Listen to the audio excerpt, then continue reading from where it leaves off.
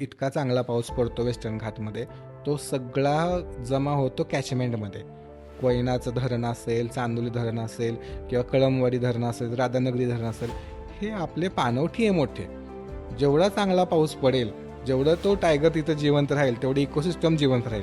Ecosystem जिवंत राहिल्यामुळं काय होणार आहे की तिथलं जलाशयामध्ये पाणी राहणार आहे. आणि या ज्या खाली दक्षिण वाहिन्या नदी आहेत किंवा कोकण साईडला जाणाऱ्या नदी आहेत, त्यांचं खरं जीवनदायीनी काम करतं सह्याद्री टायगर रिझर्व. हो. त्याच्यामुळं कृष्णा नदीचं पाणी, कोयना नदीचं पाणी, वारणा नदीचं पाणी, पंचगंगाचं पाणी, हे सगळं पाणी हे एका कीस्टोन स्पीसीजवरती डिपेंड आहे, तो आहे वाघ. तुम्ही जर वाघ प्रोटेक्ट केला तर सगळी फूड चेन प्रोटेक्ट होईल. फूड चेन प्रोटेक्ट झाली म्हणजे जंगल प्रोटेक्ट होईल. आणि जंगल प्रोटेक्ट झालं म्हणजे आपल्याला प्यायला पाणी मिळेल. खालचं अगदी खाली कृष्णा डेल्टापर्यंत महाराष्ट्र, साऊथ महाराष्ट्र, कर्नाटक, आंध्र प्रदेश, तेलंगणा, ह्या सगळ्या राज्यांना पाणी जातं कृष्णेचं. आणि ह्या नदीला जर आपण प्रोटेक्ट केलं तरच ह्या सगळ्या लाईव्हलीहूड डिपेंड आहेत कुणावरती, अल्टिमेटली वाघावरती.